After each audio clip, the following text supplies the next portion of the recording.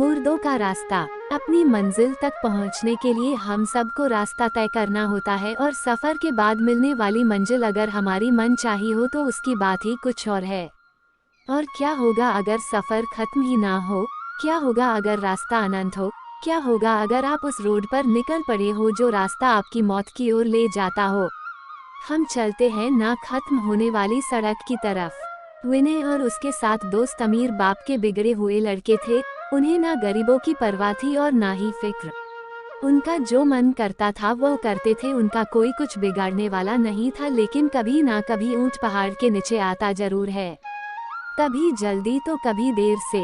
एक दिन रात में विनय और उसके साथ दोस्त पास के ही एक गांव में चले गए।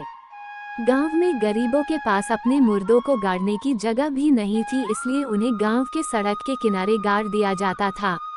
इसी सड़क के किनारे एक बोर्ड पर लिखा हुआ था कि हमें आराम से सोने दे, हम आपको आराम से सोने देंगे। जब विनय और उसके साथ दोस्त वहां पहुंचे तो सबसे पहले उन्होंने वो बोर्ड निकाल फेंका और फिर जिंदा इंसानों की इज्जत ना करने वाले इन लफंगों के एकजुटने मुर्दों के साथ भी यही सलूक शुरू कर दिया। कोई कब्र पर रखे फूलों को फेंकने लगा तो कोई कब्र पर बैठकर शराब पीने लगा, कोई कब्र पर रखे पत्थर को फेंकने लगा तो किसी को कब्र पर पेशाब करने का आइडिया आया। जब इन गिरी हुई हरकतों से इनका मन भर गया तो वह आगे बढ़ गए। अभी तक जो हुआ वह विनय और उनके दोस्तों ने किया, पर अब किसी और की बारी थी। सारे दोस्त उसी रास्ते पर आगे बढ़ते जा रहे थे। तभी उनमें से एक को महसूस हुआ कि बहुत देर हो गई पर आगे कुछ नहीं आ रहा और उन्हें ये लग रहा है कि वो उसी रास्ते पर गोल गोल घूम रहे हैं और वह कब्र बार बार उनके सामने आ रही है। तभी उनमें से एक बोला, दोस्त यार विनय, तुझे ये नहीं लगता कि हम यहाँ से पहले भी गुजर चुके हैं? विनय, क्या बकवास करता है, लगता है तुझे चढ़ गई है। 2-3 घंटे और चलने के बाद दोस्त की नज़र उसकी घड़ी पर जाती है। उसकी घड़ी पर 7 बज रहे हैं और यह शाम के 7 बजे तो नहीं हो सकते, मतलब ये सुबह के 7 बजे है। और अब वो सब इस बात को समझ जाते हैं कि ना तो ये रोड खत्म हो रहा है और ना ही रात। वो रास्ते पर थके हारे चल रहे थे। तभी उनके सामने एक चुड़ैल आकर खड़ी हो गई। उसके बालों से उसका पूरा मुंह छुपा हुआ था, केवल उसकी एक लाल आंख नजर आ रही थी। इससे पहले वो डर के मारे भागते वो बोली, चुड़ैल, हमने कहा था ना कि हमें सोने दो, कहा था ना हमने। ये कहते हुए उसने अपने हाथ में रखा एक भला सारे दोस्तों की तरफ फेंका और उनमें से एक के सीने में आकर लगा और उसकी मौत हो गई। घर से 8 निकले थे और अब वो केवल 7 बचे। वो वहां से भागने लगे, तभी उनके सामने एक पिशाच आकर खड़ा हो गया। उसके चेहरे पर ना तो कान था और ना नाक था, उसके एक आंख था और एक मुंह था। तभी वह पिशाच बोला, हमने कहा था ना कि हमें सोने दो, कहा था ना। तभी वह पिशाच अपने दोनों हाथ ऊपर किए और देखते ही देखते उसके आसपास के पेड़ उखड़ने लगे और वह पेड़ आकर उन दोस्तों के ऊपर गिरे। इन सबके बीच 3 और दोस्तों की मौत हो गई और अब इनमें केवल 4 लोग बचे हुए थे। चारों दोस्त तुरंत वहां से भागने लगे। सब लोग थके हुए थे और पीने के लिए पानी भी नहीं था और रात खत्म होने का नाम ही नहीं ले रही थी और ना ही वह रास्ता खत्म होने का नाम ले रहा था।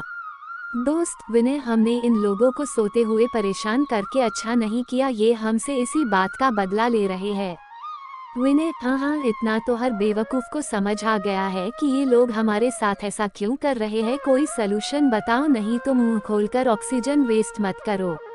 इतने में उन्होंने देखा कि रोड में एक गड्ढा हुआ है और उनमें से एक दोस्त गड्ढे में जा गिरा। अब 3 दोस्त बचे थे।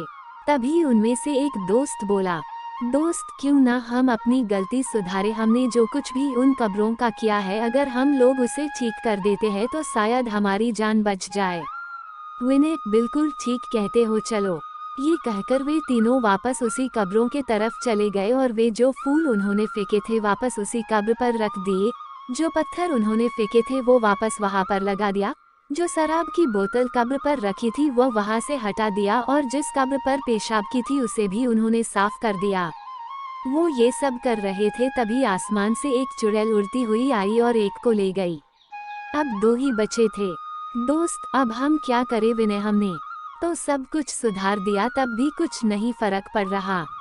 विनय, रुको, तुम्हें याद है सबसे पहले हमने वो बोर्ड निकाल कर फेंका था? दोस्त, हाँ, बिल्कुल ठीक कह रहे हो। आओ उसे ठीक करके वापस लगा दिया जाए। ये कहकर दोनों वापस बोर्ड को वापस लगाने लगे। तभी उनके सामने वही चुड़ैल और पिशाच आ गए और उनकी तरफ बढ़ने लगे। ये देखकर वह दोनों और तेज बोर्ड को उस पुरानी जगह पर गाड़ने लगे। और इसके पहले कि चुड़ैल और पिशाच उनके सामने पहुंचते, उन्होंने बोर्ड को पुरानी जगह पर अच्छे से लगा दिया और देखते ही देखते चुड़ैल और पिशाच दोनों गायब हो गए। और अब धीरे धीरे आसमान से अंधेरा जाने लगा और सुबह हो गई। बचे हुए दोनों दोस्त अपनी गाड़ी में बैठकर भाग गए। अब इन सोते हुए लोगों को दोबारा कोई नहीं परेशान करेगा। ऐसे ही कहानी सुनने के लिए चैनल को सब्सक्राइब करें।